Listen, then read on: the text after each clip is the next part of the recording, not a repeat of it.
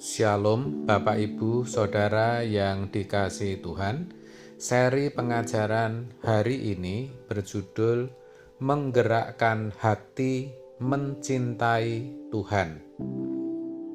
Mengasihi atau mencintai Tuhan itu sesuatu yang berharga di hadapan Tuhan.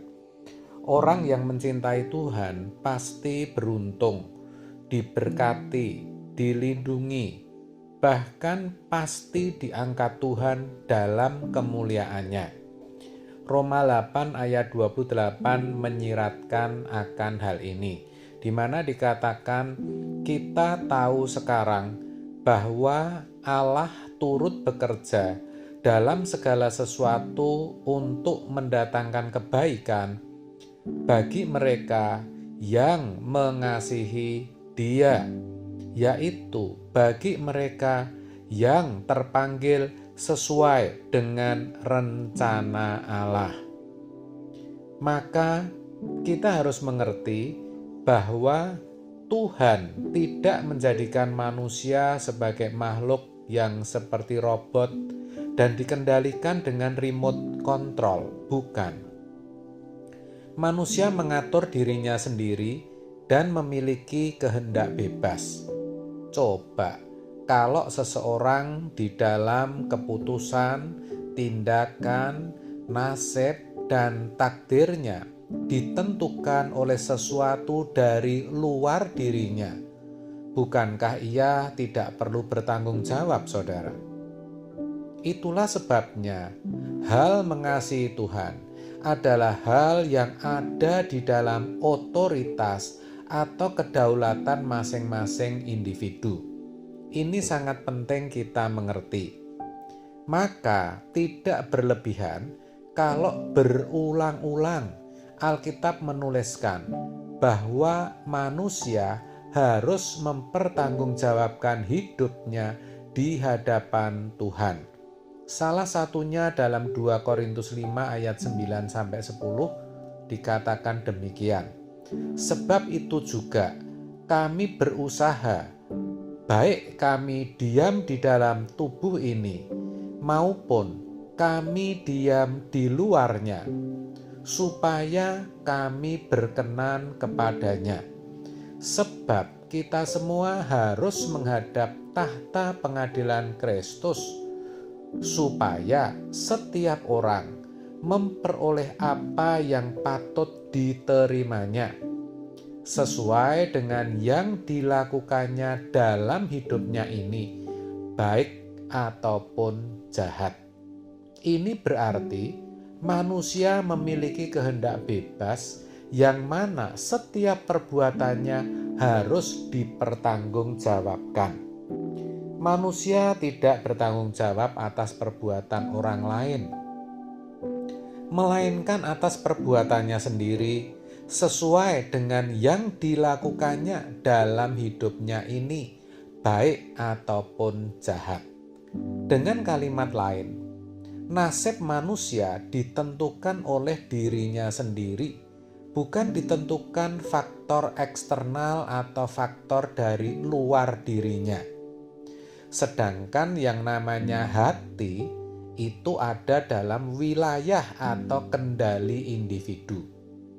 Di sini manusia diberi kedaulatan oleh Allah untuk mengatur dirinya dan menentukan nasibnya atau menentukan keadaannya. Di sisi lain, Allah yang memiliki kedaulatan pasti akan menegakkan keadilannya. Di dalam kedaulatannya, Ia menetapkan tatanan, aturan, bahwa manusia harus bertanggung jawab atas apa yang dilakukannya. Begitu, saudara. Jadi, mau mengasihi Tuhan atau tidak, itu bukan tergantung atau ditentukan oleh siapapun, termasuk oleh Tuhan, tetapi tergantung dari manusia itu sendiri. Tuhan itu berintegritas atas keagungan kepribadiannya. Tidak mungkin Tuhan memaksa seseorang untuk mencintai dirinya. Manusia saja yang bermoral dan berintegritas pasti tidak akan memaksa orang lain untuk mencintai dirinya. Tapi kalau sampai ada orang yang memaksa orang lain untuk tunduk, menghormati dirinya, memuji dirinya, mencintai dirinya untuk kepentingannya atau untuk menyenangkan hatinya, bisa dipastikan orang itu jahat, lalim, kejam. Orang yang begitu pasti tega menjatuhkan orang lain demi mencapai apa yang menjadi tujuannya. Allah tidak mungkin begitu. Dia tidak akan pernah memaksa kita untuk mencintainya. Jadi, kalau kita mau mencintai Tuhan, kita sendiri yang harus menggerakkan hati untuk mencintai Tuhan. Ini sejatinya prinsip yang sangat penting. Kita mau mengasihi Tuhan atau tidak, tergantung kita sendiri. Kita sendiri yang putuskan. Kita berhak memilih kepada siapa kita melabuhkan cinta kita. Jadi, kalau firman Tuhan mengatakan, kasihilah Tuhan Allahmu, pengertiannya kita harus menggerakkan hati kita untuk mencintai Dia. Dan kalau kita bisa mengasihi Tuhan Allah, barulah kita bisa mengasihi sesama seperti diri kita sendiri. Saudara, untuk mengasihi Tuhan sampai matang atau dewasa, itu merupakan proses yang bertahap.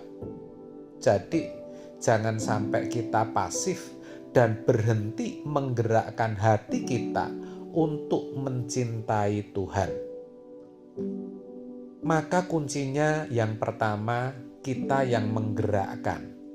Yang kedua, gairah itu harus kita dewasakan.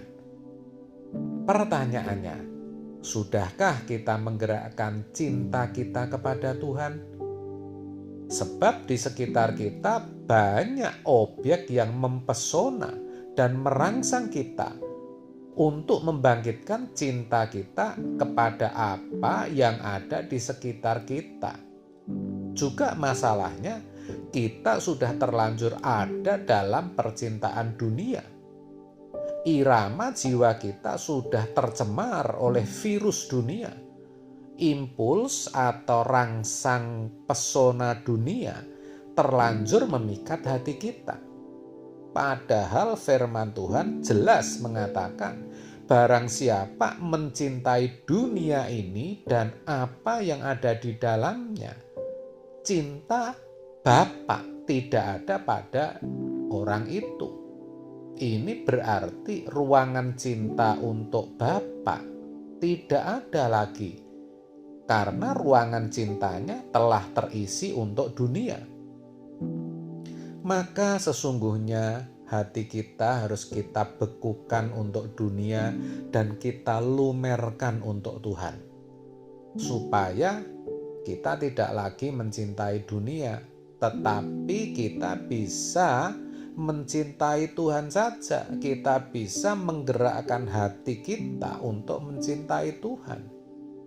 Jadi betapa pentingnya kita harus menggerakkan hati kita untuk mencintai Tuhan, supaya saat kita meninggal dunia, kita dibawa ke rumah abadi. Setelah itu baru kita memasuki dinamika mengembangkan cinta kita itu, supaya cinta kita matang dan dewasa. Amin. Tuhan Yesus memberkati.